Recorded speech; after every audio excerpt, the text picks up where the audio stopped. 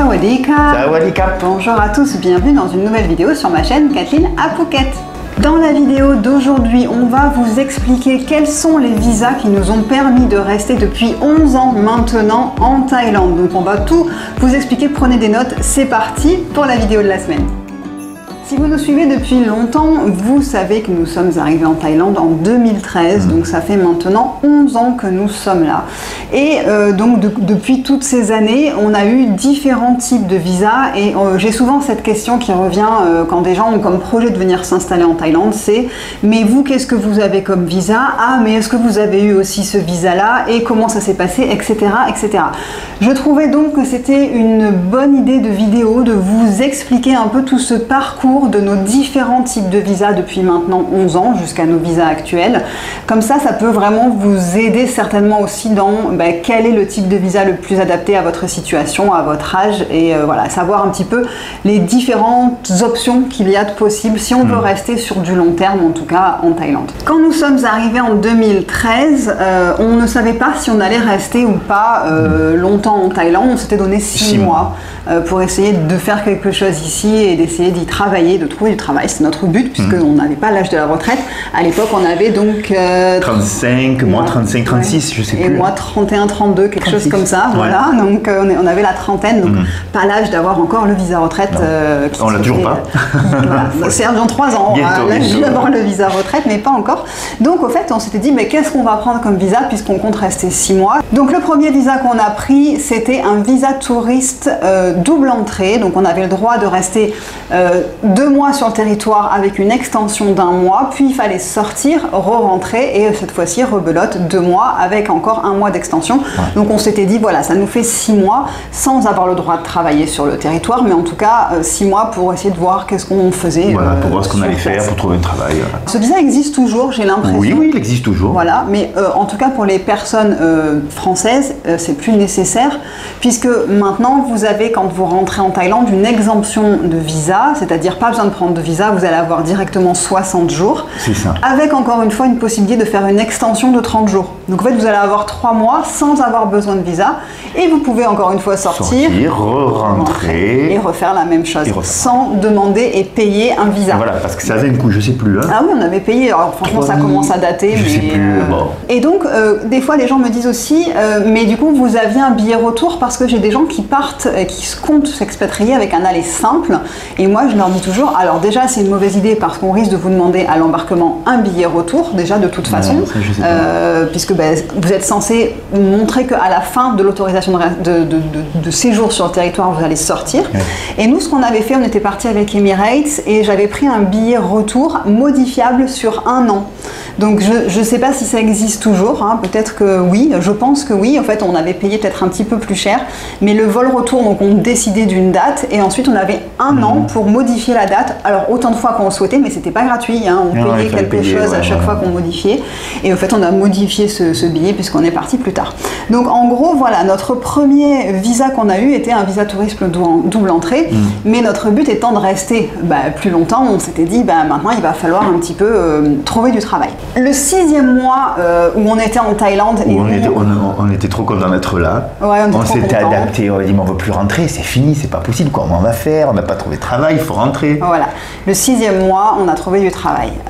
Donc le truc c'est que Serge a trouvé du travail en tant qu'employé dans une grosse société, donc là c'était le bonus, le sésame, c'est bon, tout était super parce qu'au fait ils allaient lui organiser son visa de travail et son permis de travail. C'est ça. Et moi par contre j'ai trouvé du travail mais pour une société qui me faisait travailler à distance. Donc il ne me proposait pas de faire un permis de travail puisque la société n'était pas basée en Thaïlande mais en Australie. À l'époque il n'y avait pas de visa digital nomade comme il existe là depuis très récemment en Thaïlande. Ouais, depuis juillet.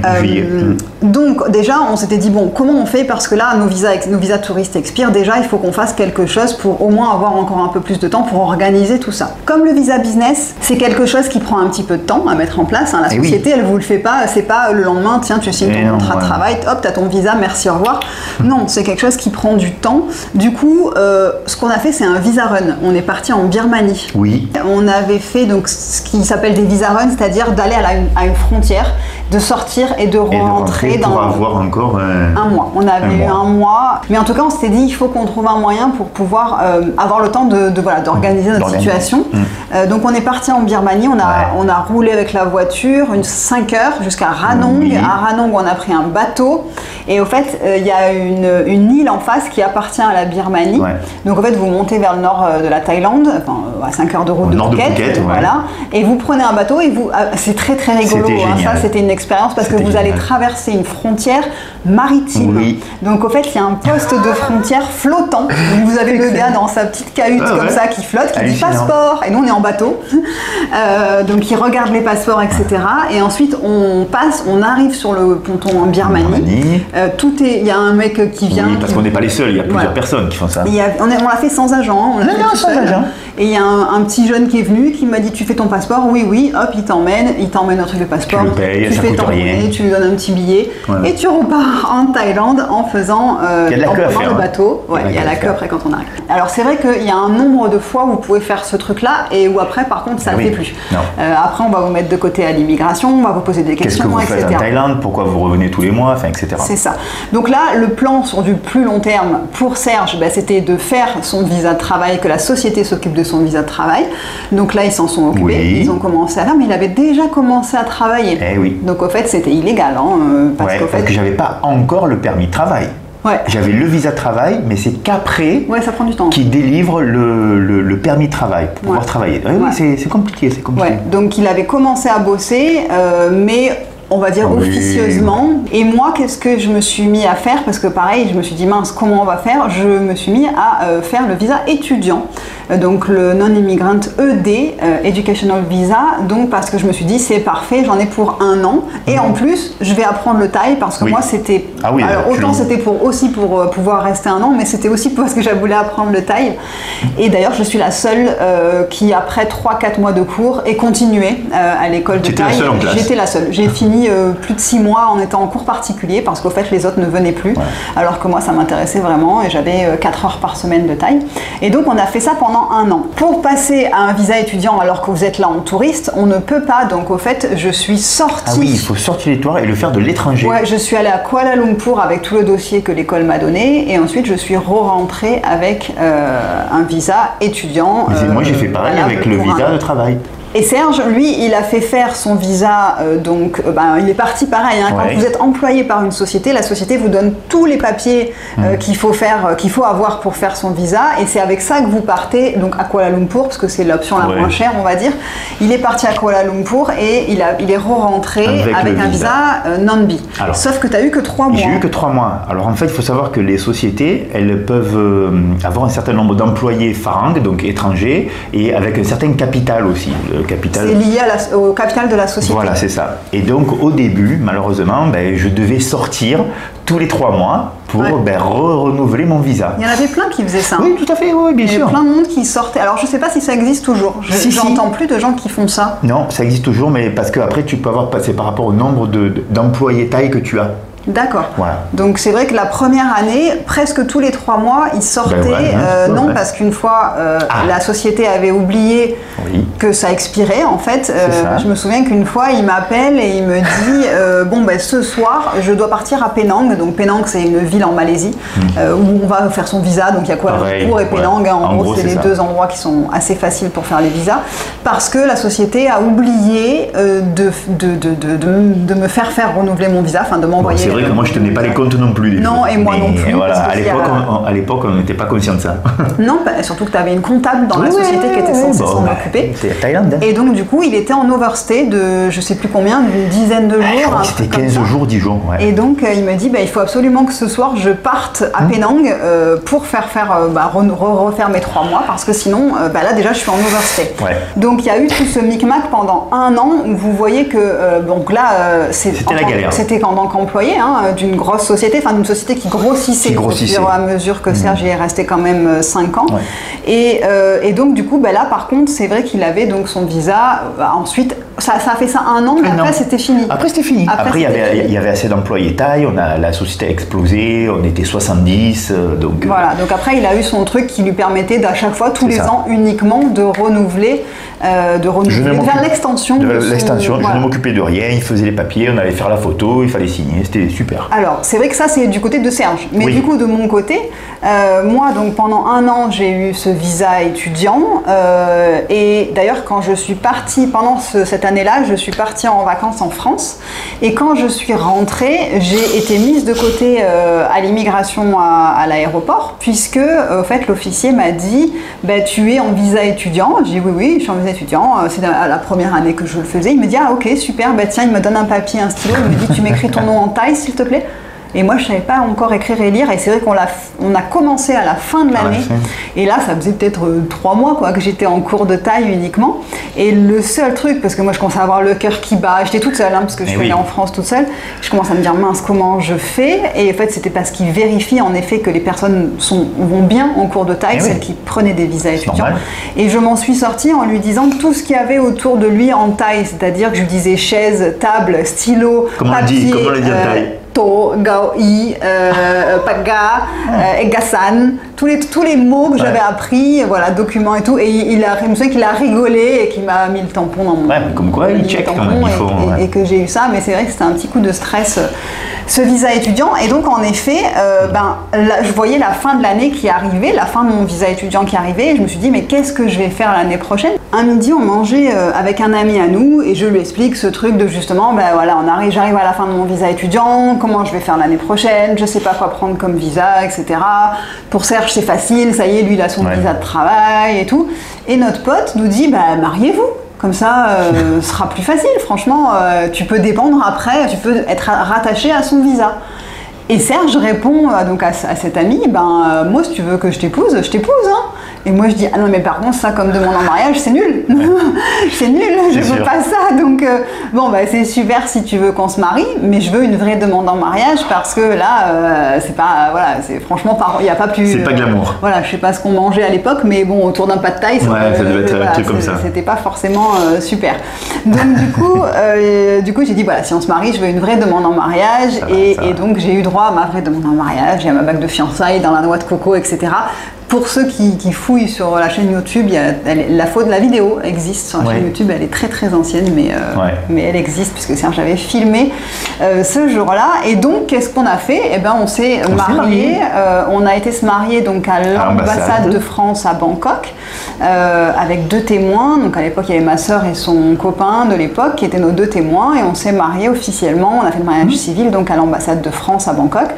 Et ensuite, j'ai pu, donc je crois que je suis encore ressortie parce que je suis allée je sais pas combien de fois à Kuala Lumpur et à Penang, on a été plein de fois. Donc du coup, je suis ressortie pour faire mon visa non-immigrant O, qui était donc un visa dépendant d'une personne qui a un visa de travail.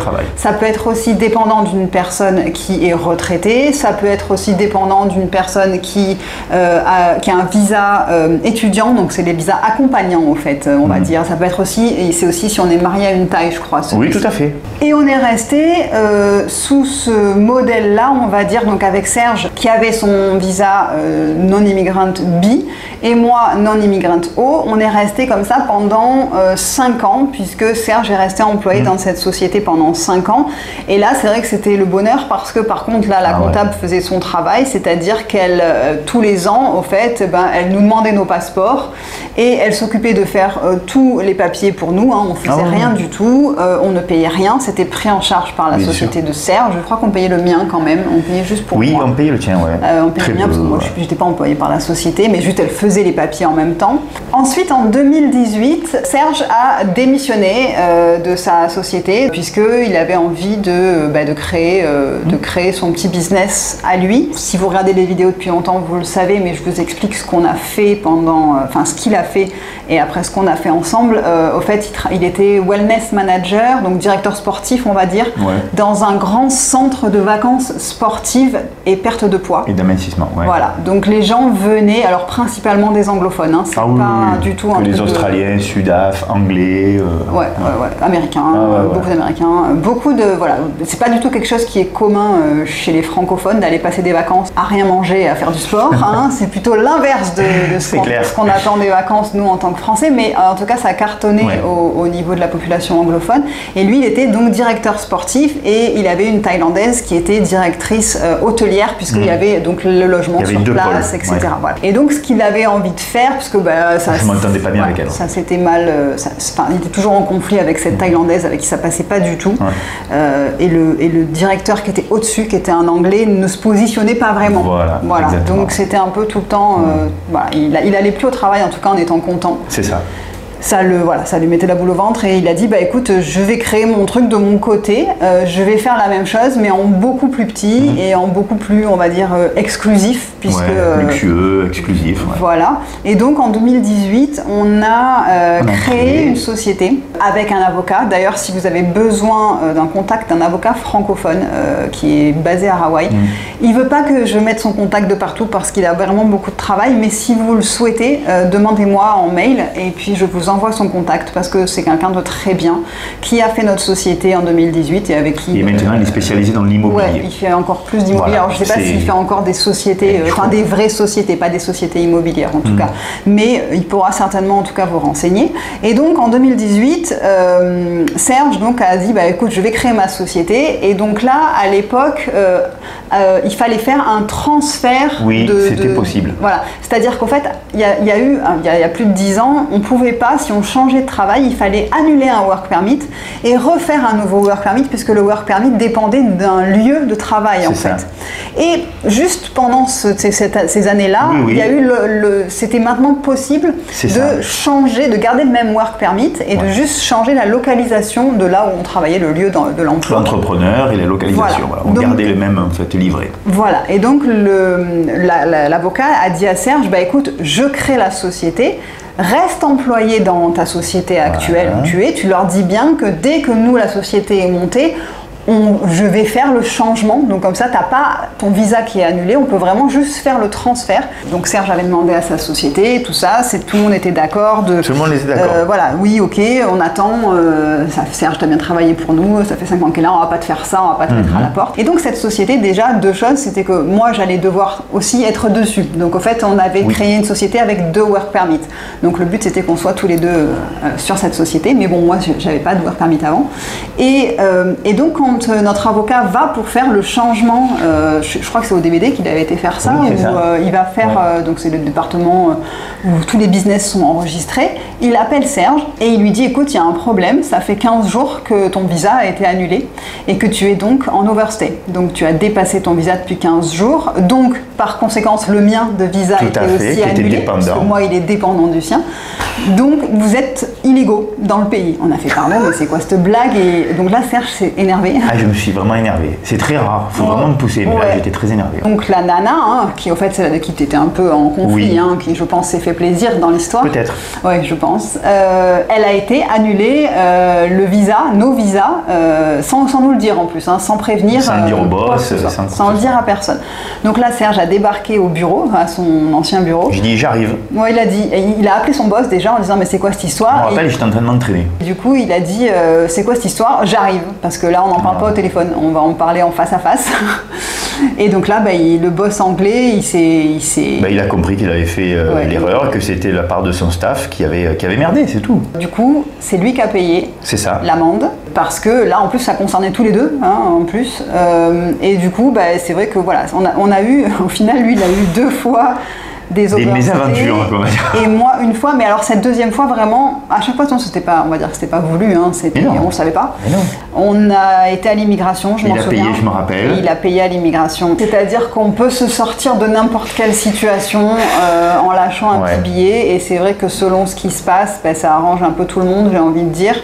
Et là c'est vrai qu'on n'a pas eu à sortir pour refaire cette histoire de visa, et on a pu donc lui il a transféré, peut-être que moi je suis sortie alors. encore une fois, désolé, je sais plus. Trop, hein. Lui, il a transféré juste son lieu de travail, donc de l'ancienne société à sa nouvelle. Et moi, j'ai fait faire un visa non-immigrant B, puisque j'étais en non-immigrant O avant, avec le work permit. Ça ne s'est pas arrêté là, vous pensez bien, parce qu'il y a encore eu d'autres choses. Ah bah oui, il y a encore eu d'autres choses. Ben, il y a eu l'épisode Covid. Ah oui, tout à fait. Ouf. Alors, du coup, donc là, tout va bien. Donc, 2019, on a notre société, on travaille, on marche pendant 1 an, on a des clients du monde entier, c'est super, etc. Et puis, tout d'un coup, donc c'est 2020, mars 2020, on nous ferme les frontières. Et oui, donc, Covid. Voilà, on nous ferme les frontières. Nos derniers clients s'en vont en changeant leur vol parce que les frontières Phuket fermées complètement, l'aéroport de Phuket fermé. Donc, on a les derniers clients qui s'en vont. Il y avait la maman de Serge qui était là en vacances. Elle est restée. Qui devait rester que 15 jours. Elle est restée 5 mois au final. Mais il valait mieux, parce qu'elle n'a pas eu le confinement. On n'était pas confinés. Mm. On était confinés par quartier, donc on pouvait sortir par quartier. Franchement. Super, oui. Oui, mais bon, il n'y a plus de revenus. Et voilà. Et donc, par contre, à ce moment-là, gros problème, parce que du coup, on n'avait plus d'argent qui rentrait. C'est ça. Et là, on s'est dit comment on fait, parce que on avait nos visas qui allaient être expirés, à renouveler, etc. Et du coup, on s'est dit comment on fait. Donc j'ai dit, on peut économiser. Moi, je repasse en non-immigrant O, parce que du coup, comme ça, c'est un visa qui coûte rien du tout, qui fait, on peut avoir moins d'employés, etc.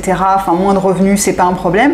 Comme ça, je repasse en dépendant sur Serge. C'est ça. On garde qu'un seul visa non-immigrant. Alors, parce qu'il faut vous dire que normalement, quand on fait les visas non-immigrants B, on passe par des agents, parce qu'il y a beaucoup de papiers à faire. Énormément. C'est pour ça en fait. Mais sinon, le visa en lui-même coûte 1900 bahts. Oui. Mais l'agent, avec l'agent et tout, en gros, c'est entre 25 et 30 000 bahts. Donc ça vaut quand même des sous. Ouais. Et là, on n'avait plus d'argent. Ouais. Alors, comment on fait? Comment on fait pour économiser au max? Donc, on le fait tout seul. Voilà, on s'est dit on va faire donc son visa non-immigrant B, seul, sans agent, avec notre employé thaï. Et alors là, accroche-toi mec. Parce que le truc, c'est qu'on ne peut pas le faire sans thaïlandais par contre, parce que tout est en thaïlandais. Donc à moins que vous maîtrisiez très très bien thaï, parce qu'en plus, même la thaï qui nous a aidé, donc notre ami, qui est aussi notre employé, c'est des termes de comptabilité, c'est des termes parce qu'en fait, juridiques. il demande des papiers de comptabilité de la société, sur le pipi 91, pipi 30, pipi je sais pas quoi, tous les papiers, donc il faut demander à la comptable. Oui, parce qu'en fait, notre comptable nous sert d'agent, voilà, c'est ça, parce qu'en fait, vous passez par des agents pour faire les visas, mais au fait, sinon, vous pouvez aussi utiliser parfois les comptables ou les avocats font aussi office d'agent pour faire les visas. Et ils ont des personnes, ils appellent des agents. Et nous, notre comptable fait office d'agent, donc c'est elle qui faisait nos visas, mais c'est vrai que du coup, oui, elle nous a pas forcément tout donné tout de suite. Non, évidemment. Donc, c'était assez le parcours du combattant. Ils nous ont fait aller 6 fois. 4 fois. Non, 6 fois. 6 fois à l'immigration. La deuxième année, parce qu'on l'a fait 2 ans d'affilée. Oui, on a fait 2 ans. Voilà. 2 ans d'affilée. Oui, on a fait nos visas tout seul. On a payé 1900 bahts, un visa de travail. Et alors le mien, visa dépendant, celui-là c'est le prix aussi, mais bon, celui-là c'est rare qu'on paye plus.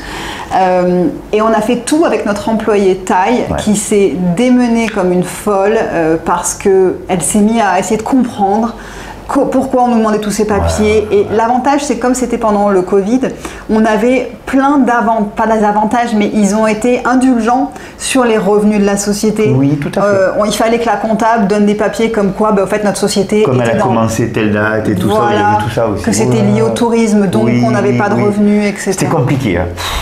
Mais du coup, c'est ça aussi qui fait qu'on a pu le faire seul, c'est-à-dire qu'il y avait des indulgences de la part du gouvernement thaïlandais par rapport à la comptabilité pendant cette période, on va dire, exceptionnelle, du coup, qui fait que, voilà, c'est vrai que pendant 2 ans, on a tenu en faisant nos visas tout seul. Ça, c'est un truc de fou. Et vous êtes pas, s'il y en a qui ont fait leur visa non-immigrant seul, dites-le nous, parce que je crois qu'il n'y a personne. C'était un truc de fou. Et même les Thaïlandais, donc notre copine, elle nous disait mais pourquoi ils vous font ça? Pourquoi ils vous font faire ça? Ils devraient vous remercier d'être là, de faire travailler les Thaïs. Ils vous demandent trop de trucs. Après, c'est comme ça. Et parce que c'était intéressant pour elle de se rendre compte de ce qu'on a à faire en tant qu'étranger aussi si on souhaite rester dans le pays. Par contre, on est allé la boulot ventre, les 6 fois où on a été. Et je te rappelle une fois, la première fois, il y avait le dossier, elle a fait, l'agent d'immigration, elle fait. Non, il faut partir. Ouais, tu peux prendre un avion, elle a dit. Tu peux prendre un avion. Et la staff, elle dit, mais on a des clients et tout, on peut pas. Il y avait encore des clients. La première fois, il y avait encore les clients. Oui, les derniers qui restaient. Les derniers qui restaient. On peut pas, mais comment? C'est pas possible, ils peuvent pas partir et tout.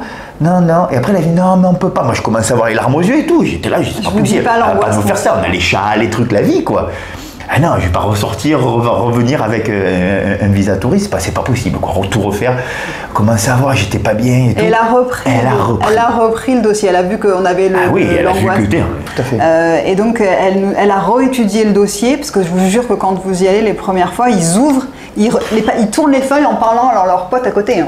Ah ouais. Ils tournent puis ils font non, il manque des papiers, merci. Ils disent pas ce qu'il manque. Tu dis mais il manque des papiers. Allez, il manque ça, ils surlignent ça et ça. Tu reviens. Il manque encore ça, mais dis-moi dès la première fois tout ce qui manque. Ouais. Non, c'est pas à chaque fois il y a un petit truc en plus, jusqu'à un moment où il n'y a plus rien à dire. Voilà, c'est bon, il y a vraiment tout. Et ensuite, donc on est resté comme ça pendant un petit moment. Donc Serge, en fait, ça fait très longtemps que tu as ton visa de travail. Et moi, j'étais toujours en visa non immigrante haut jusqu'à l'année dernière.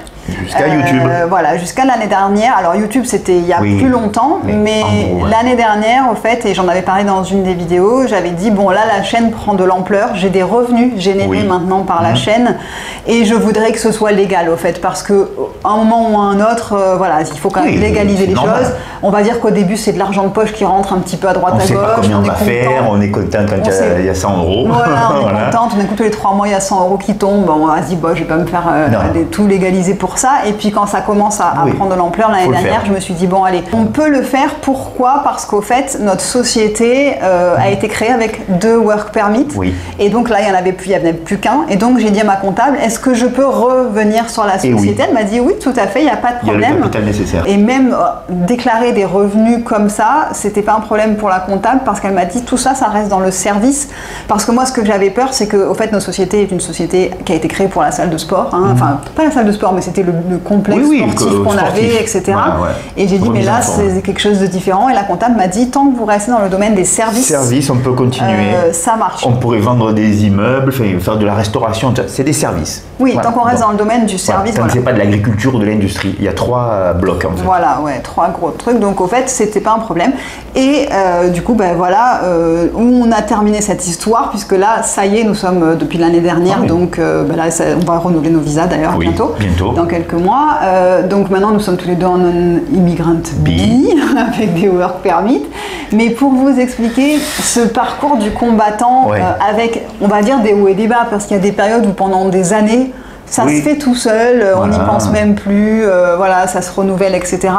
Puis des gros coups de stress, ou quand on doit s'en occuper seul, ou qu'on doit sortir, parce que je vous rappelle qu'on a eu aussi des amis qui, une fois qu'ils sont à Kuala Lumpur avec tous leurs papiers pour faire leur visa, à Kuala Lumpur, l'agent vous dit non, il vous manque ça comme papier. Mais je fais comment? Parce que là, je ne rentre pas à la maison le chercher. C'est un gros stress. Les visas, Les visas. Et je sais que les visas retraités, donc ceux qui ont plus de 50 ans, eux, ils ont quand même des problèmes au niveau administratif, mais c'est quand même généralement de manière globale, on va dire, c'est 100 fois plus simple. Ce qui est compliqué, c'est les visas business. Les visas business.